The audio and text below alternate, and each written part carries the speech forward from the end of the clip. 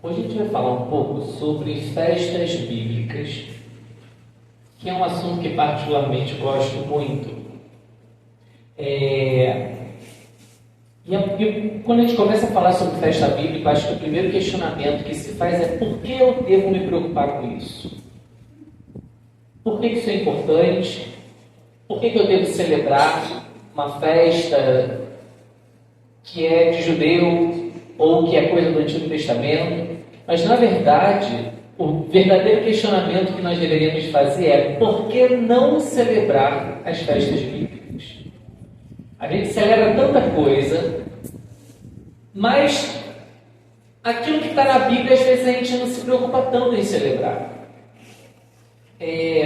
Quando a gente olha para as Escrituras, para as festas bíblicas, de fato a maior parte delas está apenas no Antigo Testamento com um nome. O que a gente precisa entender é que a Bíblia ela é um todo. O Antigo e o Novo Testamento, os dois são parte de um mesmo contexto. O objetivo do Senhor qual era?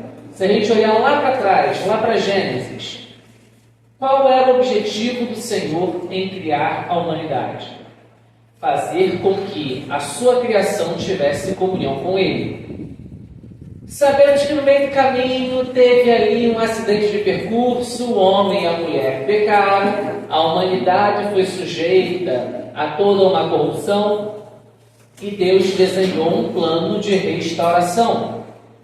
Se a gente analisar as Escrituras como um todo, meio que a gente tem entre Gênesis 3 e Apocalipse 21 um grande parêntese. O objetivo é que depois que houver a restauração, a gente volte àquela condição do jardim, onde o homem e a mulher eram eternos, eles tinham intimidade com Deus, o Senhor visitava eles na viração do dia. Então o objetivo é que a gente volte a ter uma comunhão completa com Deus, e para isso Deus desenhou um plano. Esse plano ele precisava ser didático. Nós precisamos conhecer e entender esse plano, porque todos nós fomos chamados para anunciar as boas novas, anunciar o Evangelho, a obra da reconciliação.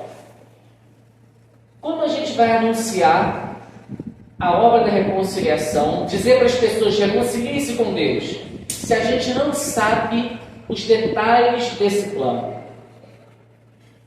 E quando a gente olha para o cristianismo de modo geral, desde lá de 325 depois de Cristo até os dias de hoje, nós vemos que houve uma mudança muito grande da forma como as pessoas se relacionavam com Deus. Desde o início da igreja primitiva, lá a igreja dos apóstolos, a igreja de Atos, eles ainda celebravam festas bíblicas.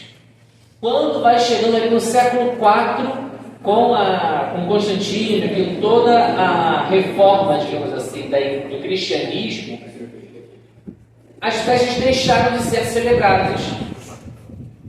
Mas a Bíblia fala sobre elas. A gente vai entender um pouquinho hoje, de forma resumida, qual é a relevância de cada uma dessas festas.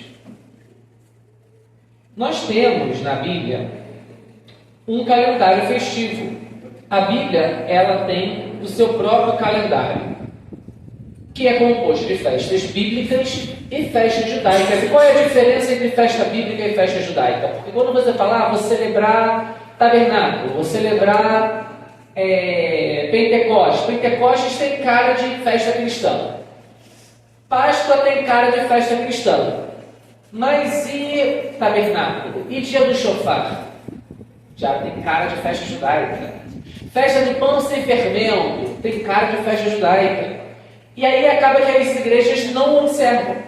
Na verdade, a diferença entre festa bíblica e festa judaica é: a festa judaica é uma festa da tradição judaica, é uma festa exclusiva de judeus, onde os judeus decidiram celebrar essa festa por conta de algum acontecimento. Por exemplo, Purim, que é a festa que acontece lá, relatada no livro de Esther, não é uma festa bíblica, é uma festa judaica. Por quê? Foram os judeus que decidiram celebrar essa festa para comemorar o milagre de Deus ali no povo de Israel. A festa de Hanukkah que é uma festa que é mencionada no Novo Testamento como festa das luzes ou festa da dedicação, também não foi uma ordem de Deus celebrar. Foram os judeus que escolheram celebrar depois da retomada do templo após a invasão do Antíoco Epifânio, a destruição do templo, tem a revolta dos Macabeus, enfim. São festas que foram escolhidas pelos judeus, criadas pelos judeus. Já o que a gente considera como festa bíblica são festas que Deus mandou que celebrasse. E todas elas estão ali em Levítico 23. E são 7 festas. O Shabat é considerado como uma festa bíblica perpétua, porque foi Deus que instituiu lá no Éden ainda. E aí nós temos a festa de Pêssar, que é a Páscoa. Temos a festa de Matzot, que é a festa dos pães sem fermento. Temos a festa de Shavuot, que é a festa das semanas, ou festa de Pentecostes. Temos a festa do Yom Teruah, que é o dia do Shofar. Temos Yom Kippur, que é o dia do perdão. E temos a festa de Sukkot, que é a festa das cabanas. Vamos detalhar cada uma delas. Fiquem tranquilos. Então, existe uma diferença de festa bíblica e festa judaica. Para nós que cremos no Messias, é importante que a gente observe as festas bíblicas, que são ordenanças que Deus deu, porque nelas, lá no início do capítulo 23 de Levítico, fala: esses são os tempos designados, tempos de encontro com Deus. Então Deus determinou que nesses períodos seriam momentos de encontro com Deus. Deus iria se envolver com o povo de uma forma especial e diferente. São tempos onde Deus determinou bênçãos específicas para cada um desses tempos. Deus pode nos abençoar todos os dias? Pode, é isso que nós esperamos. Mas Deus especificou datas específicas para dar bênçãos específicas. Então é pecado não celebrar a festa bíblica? Não. Se você não quiser celebrar, você não precisa celebrar.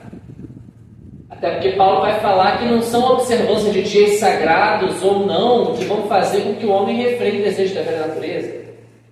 Agora, quando a gente deixa de celebrar a festa bíblica, a gente deixa de receber essas bênçãos especiais que Deus determinou nessas datas específicas. A gente deixa de receber isso do Senhor, mas não é pecado não celebrar. Durante muito tempo nós não celebrávamos. Durante muitos anos a igreja cristã, de modo geral, o cristianismo, não observou festas bíblicas. E isso acaba, muitas vezes, atrapalhando um pouco do entendimento das Escrituras, porque nós vamos ver que as festas, o ciclo festivo, ele meio que narra toda a história bíblica. Assim como ela descreve todo o ciclo que um cristão passa desde a sua conversão até a vinda do Messias. Então, as festas bíblicas ela é uma forma muito didática de nós entendermos o propósito de Deus para a nossa vida, o plano de salvação, tem um resumo da Bíblia, que a gente vai conversar um pouco sobre isso hoje. As festas elas podem ser divididas em 3 períodos. Pode passar o próximo, por favor? Essa é uma foto do calendário. O calendário bíblico é um calendário lunar. É diferente do nosso calendário. Então, os meses não batem exatamente junto com o nosso. Por exemplo, nós estamos no final do ano, segundo o calendário bíblico. No mês que vem, por volta do dia 10, se eu não me engano, dia 5, início do mês que vem, começa o ano no calendário bíblico. Então, a virada do ano é diferente, os meses são diferentes, mas é importante nós conhecermos para nós celebrarmos as datas nos períodos certos. Então, no primeiro mês, nós temos 2 festas. No terceiro mês, temos uma festa. E no 7º mês, temos 3 festas. Você passa para mim? A gente consegue dividir a festa em 3 períodos. Primeiro, que o Shabat, o Pós-Codes, que são 2 dias. Um é o 7º dia da semana e o outro é o primeiro dia do mês. Também são tempos onde Deus nos abençoa de forma especial. Mas vamos nos concentrar nos 3 períodos festivos. São 3 épocas do ano. Essas 3 épocas eram épocas onde o povo se reunia para subir a Jerusalém. Então todo o povo de Israel ia a Jerusalém nesses 3 períodos do ano. No primeiro mês, no terceiro mês e no 7º mês. O primeiro período a gente pode considerar como sendo o período da libertação. O tema principal desse primeiro período festivo é libertação, e é o período que a gente vai começar agora, a partir do mês que vem. Esse período da libertação, ele é composto de 2 festas. A primeira festa dura um dia, que é a festa de Pêssach, que é a Páscoa. A festa seguinte, que é a festa de Matzot, Matzot é pães sem fermento, dura 7 dias. Então são 2 festas seguidas, é um período de 8 dias. E sobre o que é essa festa? Vamos começar falando um pouquinho sobre a festa de Pêssach. A gente conhece a Páscoa cristã. A Páscoa cristã, ela é o dia da ressurreição de Yeshua, de Jesus, certo? O domingo de Páscoa, não é assim que a gente celebra? O domingo de Páscoa é o dia da ressurreição, tem a sexta-feira da paixão, que é o dia da morte, aí tem o domingo de Páscoa, que é o dia da ressurreição. Biblicamente, a Páscoa não é dia da ressurreição, é o dia da morte. Então tem uma diferençazinha aí do que a Bíblia fala para a tradição cristã. A Páscoa é o dia da morte. Tanto que o cordeiro da Páscoa ele era morto no dia anterior para que ele fosse comido na noite de Páscoa. E aí lá na época do deserto, a Páscoa marca o dia da saída do Egito. O povo viveu 400 anos escravo até que o Senhor concede a libertação do povo e o povo é liberto no dia da Páscoa, Pêssach. Então eles matam o cordeiro no dia anterior, assa, e na noite da Páscoa eles comem, no dia seguinte eles saem do Egito. Então, a festa da Páscoa, o dia da Páscoa foi o dia em que Deus passou pelo Egito matando os primogênitos. Foi o dia da Páscoa. Por isso que Pêssach, em hebraico, que é o nome da festa da Páscoa, significa passagem, porque representa o sangue do cordeiro que foi passado na porta e também quando Adonai passou pelo Egito. Essa festa é marcada pela libertação do povo de Israel. E aí eles saem do Egito no dia de Pêssach. Eles saem e passam 7 dias sem comer fermento, que é a festa dos pães sem fermento. Deus mandou que durante esse período de 8 dias, desde a Páscoa até o final dessa festa dos pães sem fermento, que eles ficassem sem comer fermento. Durante esses 7 dias de festa, tem um dia que é o principal, que é o segundo dia da festa. Então vamos lá. Primeiro dia, Páscoa. Aí começa a próxima festa. Primeiro dia da festa dos pães sem fermento. Segundo dia da festa dos pães sem fermento. Esse segundo dia, eles chamavam de dia de primícias. Quando a gente olha para a Bíblia, lá no livro de Josué, por exemplo, quando que o povo de Israel herdou a terra? O povo sai na Páscoa. Quando que o povo de Israel entra na terra prometida? Também na Páscoa. Eles celebram Páscoa do lado de fora da terra e entram na terra prometida. No primeiro dia de Matzot, da festa do fermento, cai pão do céu, lembra do maná? Cai o maná do céu. No segundo dia de Matzot, no segundo dia dessa festa, foi o último dia que caiu maná do céu. Foi o dia onde eles colheram os primeiros feixes de grãos e apresentaram como oferta movida diante de Deus. E a Bíblia fala que a partir daquele dia não caiu mais maná do céu. Então o segundo dia da festa dos pães sem fermento é marcado por primícias. Isso é importante. Então vamos recapitular. Páscoa, libertação. Segundo dia de pão sem fermento, primícias. E o povo enquanto estava no deserto, eles celebraram a Páscoa e chegaram ao pé do Monte Sinai. Quando foi 50 dias depois da Páscoa, ou seja, 7 semanas depois, Deus dá a Torá para o povo. Deus deu a lei, a Bíblia. Que dia ele deu a lei? Exatamente no dia da celebração da festa de Matzot. Pode voltar o slide. Isso pode botar das festas, dos 3 períodos, por favor. Acontece exatamente no segundo período festivo. Isso. Festa de Shavuot, que é a festa das semanas. Nesse dia, a primeira celebração importante é a entrega da lei. Então, nós temos uma festa que marca a saída do Egito.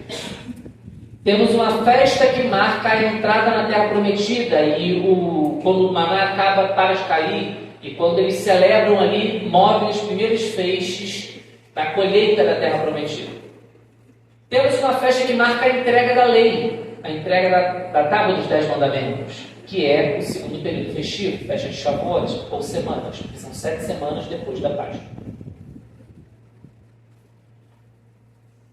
Muitos anos depois, nesse mesmo dia, acontece um outro evento. Yeshua, Jesus, ele morre na Páscoa e ele ressuscita no terceiro dia, certo? Ressuscita no terceiro dia. Qual era o terceiro dia? O segundo dia de Matzot. Lembra o dia da primícia? Yeshua ressuscita exatamente no dia da primícia. Por que ele ressuscita no dia da primícia? Porque ele é o primogênito dentre os mortos, o primeiro a receber o corpo glorificado, e é através dele que a gente herda a terra prometida.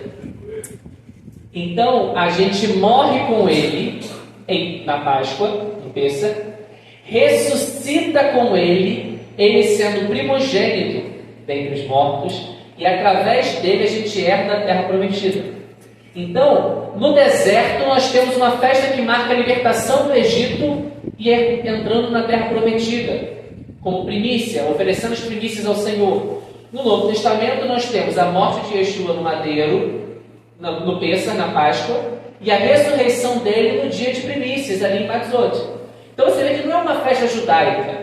Aconteceu no Antigo Testamento, mas no Novo Testamento também tem evento. No Novo Testamento também tem importância espiritual para a nossa vida. E aí, na festa das semanas, Deus entrega a lei para o povo. Depois que Yeshua ressuscitou, ele vira para os discípulos e fala o quê? Permaneçam em Jerusalém, até que do alto sejais revestidos de poder. Ele fica ali com o povo 40 dias, sobe ao céu, e o povo lá em Atos 2 resolveu se reunir para celebrar a festa de Pentecostes. E aí é importante esse destaque. A festa de Pentecostes não começa em Atos 2. Pentecostes significa 50. A festa de Pentecostes, na verdade, é a festa das semanas, é a festa que comemora a entrega da lei. O povo já era costume deles celebrar desde sempre. Eles estavam reunidos para celebrar a entrega da lei quando o Espírito desceu. E a descida do Espírito ali é mais um cumprimento profético da festa. Porque lá em Jeremias 32, Deus fala assim para o povo: chegará o dia em que escreverei as minhas leis, não em tábuas de pedra, mas em tábuas de carne. Porém, o meu espírito dentro deles. A Bíblia ainda fala um detalhe. Então, no mesmo dia que Deus escreveu em tábuas de pedra, Deus também escreveu em tábuas de carne através da descida do Espírito. É coincidência? No mesmo dia aconteceu os dois eventos? Não é coincidência. É o cumprimento profético. Deus disse lá atrás e ele cumpre novamente ali no Novo Testamento. Então, como eu posso olhar para a festa das semanas, para a festa de Shavuot, festa de Pentecostes, e falar que é uma festa judaica, apenas que é coisa de judeu? É mais cristão do que de judeu. Porque Deus entregou a lei e o Espírito no mesmo dia. Aí tem uma distância de alguns anos. Mas no mesmo dia Deus deu a palavra e o Espírito. No mesmo dia Deus libertou o povo de Israel e também nos trouxe libertação. No mesmo dia, lá Deus falou sobre a entrada da terra prometida e a celebração dos primeiros frutos. No mesmo dia Yeshua ressuscita e nos dá a oportunidade de ser esses frutos, esses grãos colhidos. Então só aí nós já vimos 3 festas que têm uma importância sim no Antigo Testamento, mas uma importância muito maior no Novo Testamento. E aí passou um tempo. No 7º mês começa o 3º período festivo. Esse 3º período é marcado por 3 festas: Yom Teruah, Yom Kippur e Sukkot. Yom Teruah é o dia do shofar, é o dia do despertamento. Era o tempo onde Deus, lá no deserto, mandou que as pessoas tocassem shofar. Teruah significa alarme, que é aquele toque de shofar que parece o alarme, aquele abençoado que acorda a gente todo dia para trabalhar.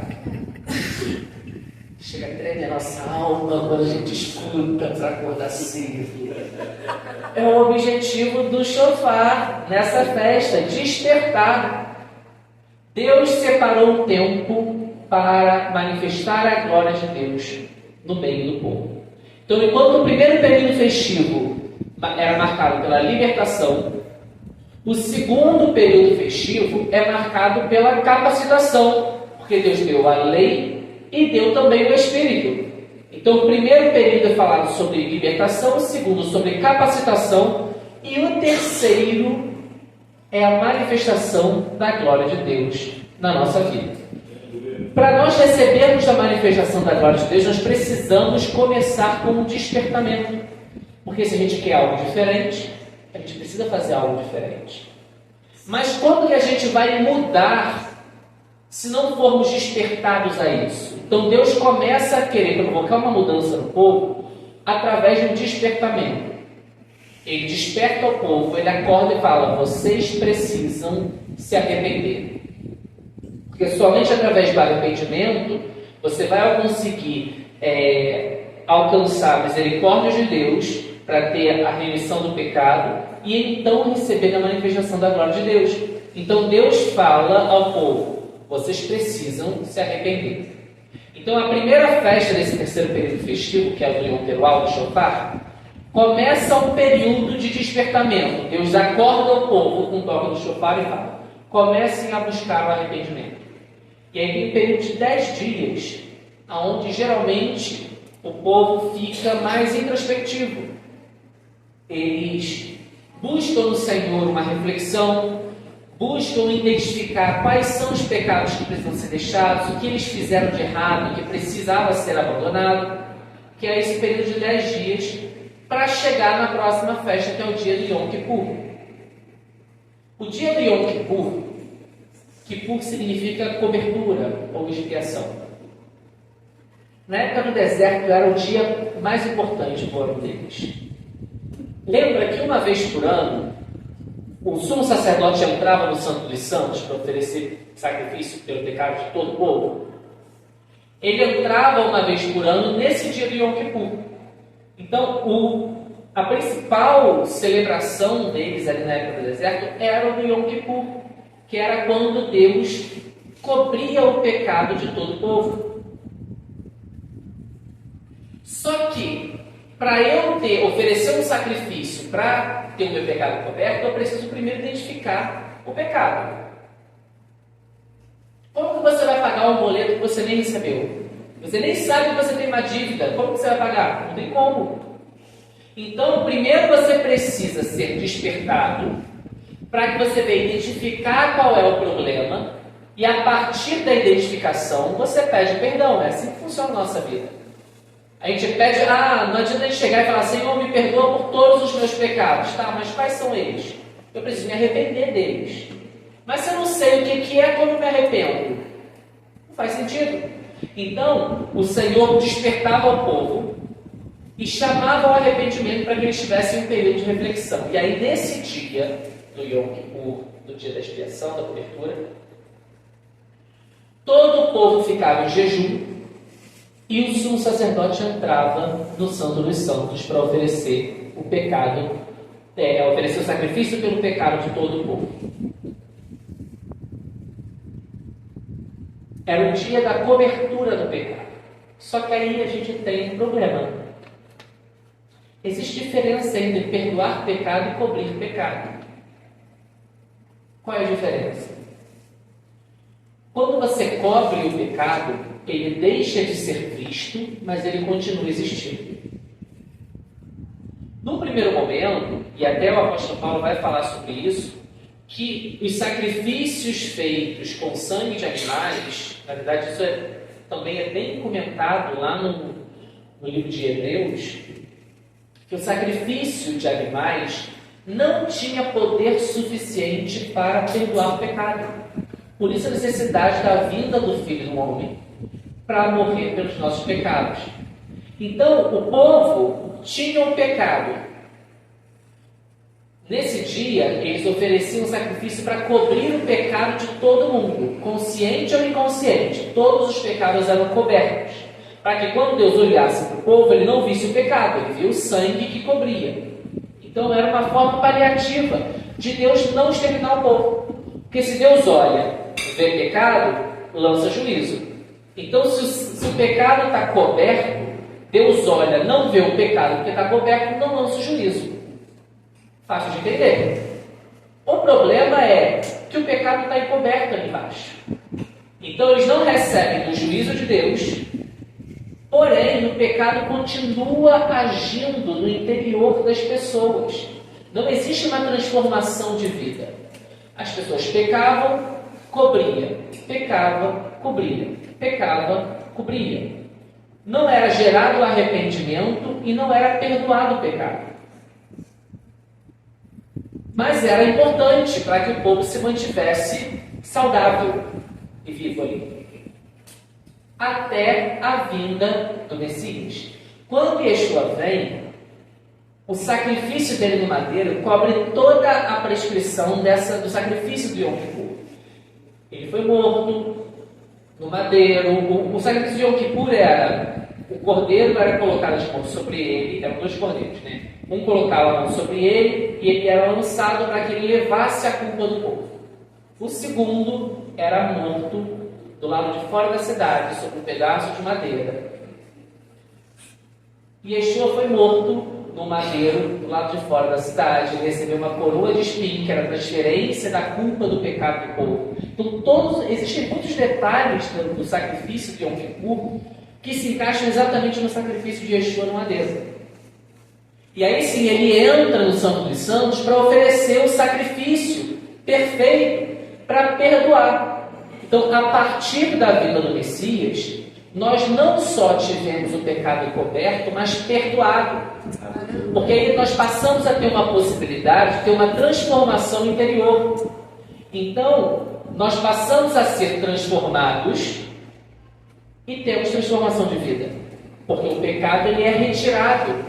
Tanto que quando João o imersor olha para Yeshua na hora do batismo, ele fala aí: eis aí o Cordeiro de Deus que tira o pecado do mundo. Não fala que cobre o pecado, que tira.